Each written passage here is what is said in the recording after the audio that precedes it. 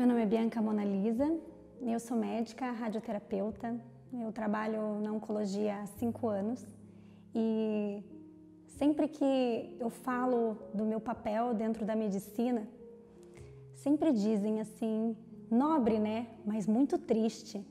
E eu posso te dizer que ao longo dessa minha caminhada, em algum momento eu me senti dessa forma, mas ao longo dos anos, eu compreendi que ter essa ligação tão próxima com a finitude da vida, ela acabava me fazendo refletir diariamente.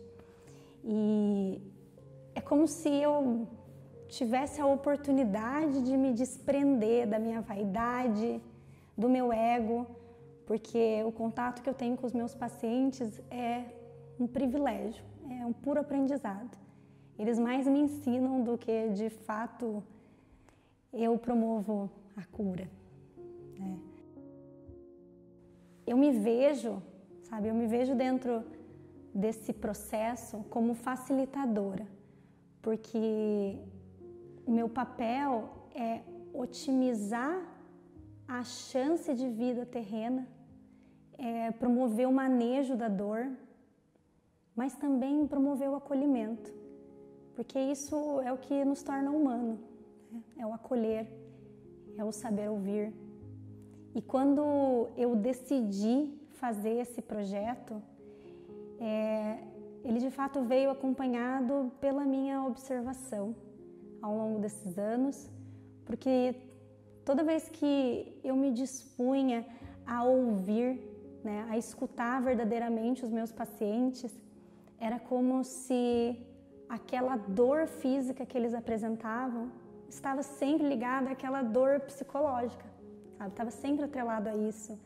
E a dor psicológica, ela dói de verdade.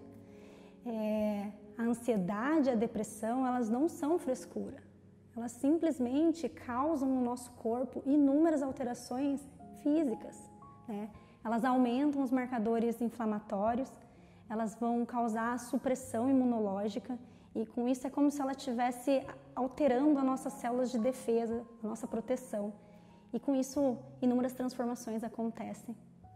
E eu percebi que quando eu me coloquei disponível para escutar os meus pacientes, foi como se a nossa conexão tivesse aumentado. E eles se colocaram numa posição de maior vulnerabilidade com os seus sentimentos, com as suas angústias.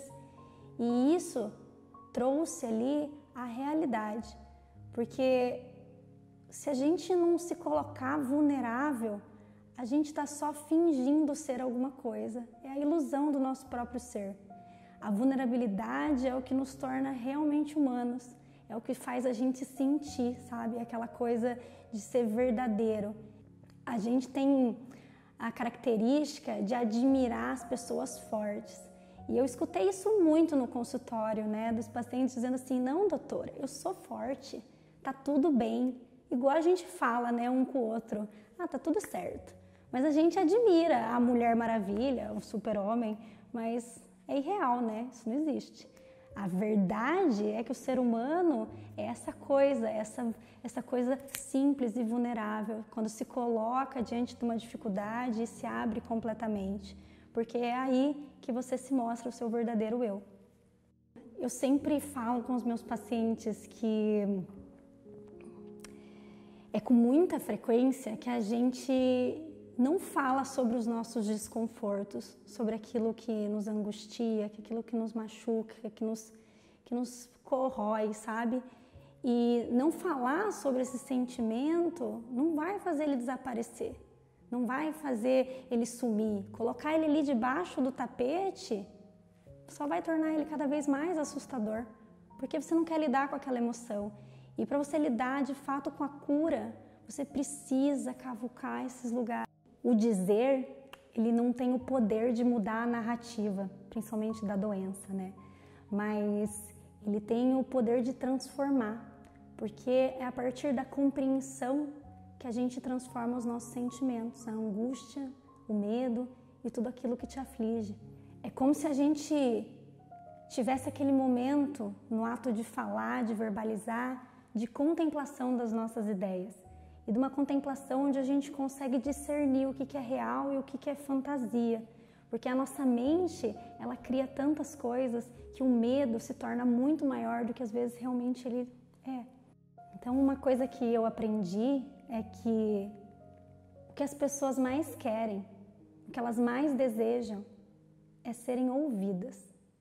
E para serem ouvidas, elas precisam de um ouvinte que seja sensível, que seja empático, que tenha a capacidade de não usar do seu julgamento e de ouvir sinceramente. Às vezes, não precisa dar conselho nenhum, sabe?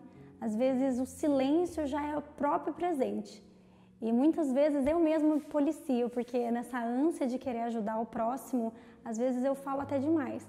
E um dia eu assisti uma aula durante essa pós-graduação do professor Fernando, e ele colocou num dos seus slides uma frase que me marcou muito, e de um célebre escritor que a gente tem, que é Rubem Alves, onde ele dizia que a fala só é bonita quando ela nasce de uma verdadeira escuta, silenciosa.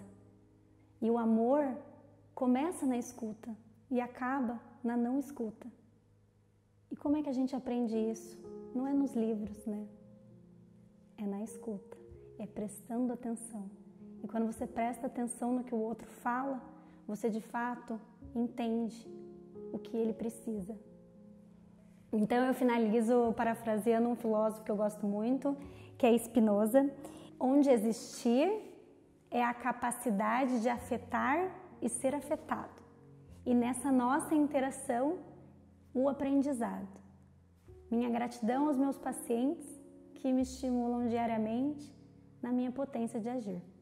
Então, esse trabalho foi inspirado nas minhas pacientes com câncer de mama, em especial a Gisele, a Sônia, a Ana Paula, a Antônia e a Luciele, as quais gentilmente se vulnerabilizaram e me forneceram, através do diálogo, seus relatos, e com isso hoje a gente vai apresentar um outro trabalho e elas são a nossa inspiração.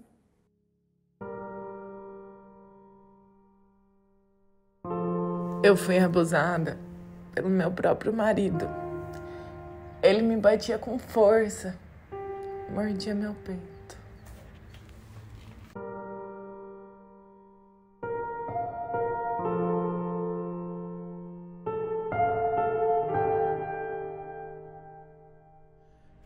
Meu tio me abusou na infância. Depois, meu marido alcoólatra me agredia verbalmente e me batia muito.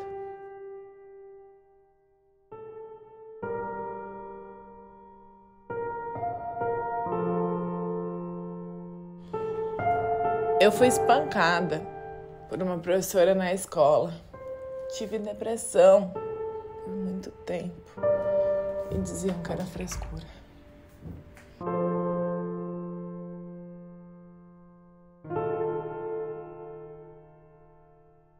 Eu quase morri porque eu queria dançar. Ele dormiu com uma faca debaixo do travesseiro. Ele me destratava, me maltratava muito ao longo dos anos.